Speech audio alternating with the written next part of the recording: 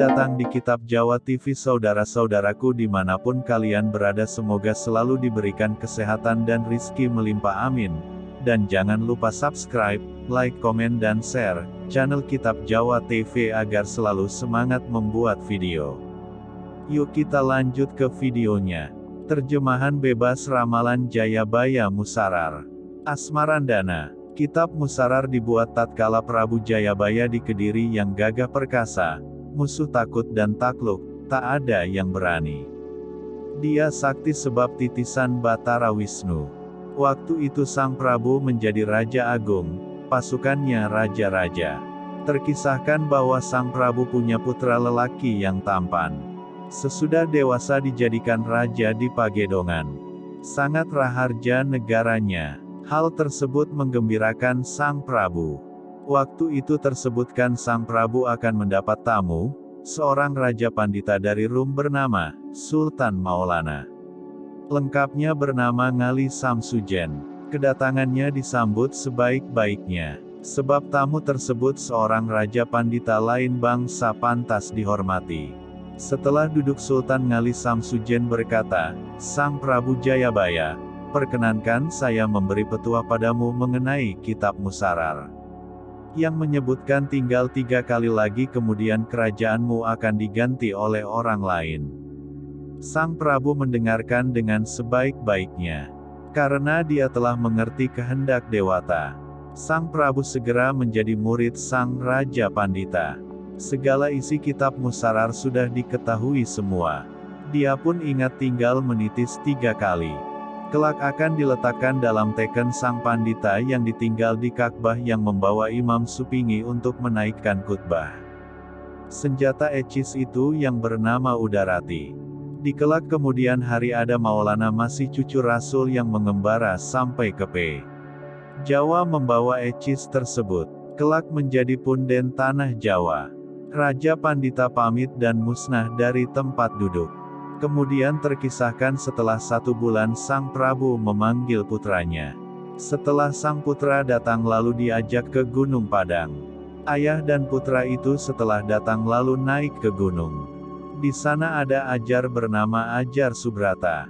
Menjemput Prabu Jayabaya seorang raja yang berincognito termasuk titisan Batara Wisnu. Karenanya Sang Prabu sangat waspada, tahu sebelum kejadian mengenai raja-raja karena Sang Prabu menerima sasmita gaib. Bila Islam seperti Nabi, Prabu Jayabaya bercengkrama di gunung sudah lama. Bertemu dengan Ki Ajar di Gunung Padang. Yang bertapa berata sehingga apa yang dikehendaki terjadi. Tergopoh-gopoh menghormati. Setelah duduk Ki Ajar memanggil seorang endang yang membawa sesaji. Berwarna-warni isinya. 7 warna-warni dan lengkap 8 dengaran endangnya. Jadah ketan setakir, bawang putih 1 talam, kembang melati 1 bungkus, darah sepitra, kunir sarimpang, sebatang pohon kajar dan kembang mojar 1 bungkus. Ke-8 endang seorang. Kemudian Ki Ajar menghaturkan sembah, "Inilah hidangan kami untuk Sang Prabu." Sang Prabu waspada kemudian menarik senjata kerisnya. Ki Ajar ditikam mati. Demikian juga endangnya. Keris kemudian dimasukkan lagi. Cantrik-cantrik berlarian karena takut. Sedangkan Raja Putra kecewa melihat perbuatan ayahnya. Sang putra akan bertanya merasa takut. Kemudian mereka pun pulang. Datang di kedaton Sang Prabu berbicara dengan putranya. "Heh anakku, kamu tahu ulah si Ajar yang saya bunuh. Sebab berdosa kepada guru saya Sultan Maulana Ngali Samsujen tatkala masih muda. Sinom, dia itu sudah diwejang, diberitahu, oleh guru mengenai Kitab Musarar. Sama seperti saya. Namun dia menyalahi janji, musnah raja-raja di Jawa. Toh saya sudah diberitahu bahwa saya tinggal 3 kali lagi. Bila sudah menitis 3 kali kemudian ada zaman lagi bukan perbuatan saya. Sudah dikatakan oleh Maulana Ngali tidak mungkin berubah lagi.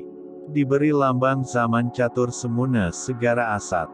Itulah Jenggala, Kediri, Singasari dan Ngurawan. 4 raja itu masih kekuasaan saya. Negaranya bahagia di atas bumi, menghancurkan keburukan. Setelah 100 tahun musnah keempat kerajaan tersebut. Kemudian ada zaman lagi yang bukan milik saya, sebab saya sudah terpisah dengan saudara-saudara di tempat yang rahasia. Di dalam teken Sang Guru Maulana Ngali. Demikian harap diketahui oleh anak cucu bahwa akan ada zaman Anderpati yang bernama Kalawisesa. Lambangnya, Sumilir Naga Kentir Semune Liman PPK. Itu negara Pajajaran. Negara tersebut tanpa keadilan dan tata negara, setelah 100 tahun kemudian musnah. Sebab berperang dengan saudara, hasil bumi diberi pajak emas. Sebab saya mendapat hidangan kunir sarimpang dari Ki Ajar. Kemudian berganti zaman di Majapahit dengan rajanya Prabu Brawijaya. Demikian nama raja bergelar Sang Rajapati Dewanata. Alamnya disebut Anderpati, lamanya 10 windu, 80 tahun. Hasil negara berupa picis, uang. Ternyata waktu itu dari hidangan Ki Ajar. Hidangannya jadah 1 takir. Lambangnya waktu itu si Magalak Semune Curiga Ketul. Kemudian berganti zaman lagi. Di Gelagahwangi dengan ibu kota di Demak. Ada agama dengan pemimpinnya bergelar Diyati Kalawisaya. 65 tahun kemudian musnah. Yang bertahta Ratu Adil serta wali dan pandita semuanya cinta. Pajak rakyat berupa uang. Ternyata saya diberi hidangan bunga melati oleh Ki Ajar. Negara tersebut diberi lambang, kekesahan durung kongsi kaselak kampu hebedah. Kemudian berganti zaman Kalajengga. Beribu kota Pajang dengan hukum seperti di Demak. Tidak diganti oleh anaknya, 36 tahun kemudian musnah. Negara ini diberi lambang, Cangkrama Putung Watange. Orang di desa terkena pajak pakaian dan uang. Sebab Ki Ajar dahulu memberi hidangan sebatang pohon kajar. Kemudian berganti zaman di Mataram. Kala sakti Prabu Anyakrakusuma. Dicintai pasukannya. Kuat angkatan perangnya dan kaya, disegani seluruh bangsa Jawa. Bahkan juga sebagai gantinya Ajar dan wali serta pandita, bersatu dalam diri Sang Prabu yang adil. Raja perkasa tetapi berbudi halus. Rakyat kena pajak real. Sebab waktu itu saya mendapat hidangan bawang putih dari Ki Ajar. Rajanya diberi gelar, Surakalpa Semune Lintang Sinipat. Kemudian berganti lagi dengan lambang, kembang sempol Semune Modin tanpa serban. Raja yang keempat yang penghabisan diberi lambang Kalpasru Kanak Kaputung. 100 tahun kemudian musnah sebab melawan sekutu. Kemudian ada nahoda yang datang berdagang. Berdagang di tanah Jawa kemudian mendapat sejengkal tanah. Lama-kelamaan ikut perang dan selalu menang, sehingga terpandang di Pulau Jawa, zaman sudah berganti meskipun masih keturunan Mataram. Negara bernama Nyakrawati dan ibu kota di Pajang. Raja berpasukan campur aduk, disegani setanah Jawa, yang memulai menjadi raja dengan gelar Layon Keli Semune Satria Brangti. Kemudian berganti raja yang bergelar, Semune Kenya Musoni. Tidak lama kemudian berganti. Nama rajanya Lunggadung Rarang Likasi, raja yang penuh inisiatif dalam segala hal, namun memiliki kelemahan suka wanita. Kemudian berganti Gajah Meta Semune Tengu Lelaki, raja yang disegani, ditakuti, namun nista. 60 tahun menerima kutukan sehingga tenggelam negaranya dan hukum tidak karu-karuan. Waktu itu pajaknya rakyat adalah uang Anggris dan uang. Sebab saya diberi hidangan darah sepitra. Kemudian negara geger, tanah tidak berkhasiat, pemerintah rusak, rakyat celaka, bermacam-macam bencana yang tidak dapat ditolak. Negara rusak, raja berpisah dengan rakyat, bupati berdiri sendiri-sendiri. Kemudian berganti zaman Kutila, rajanya Karamurka, raja-raja yang saling balas dendam.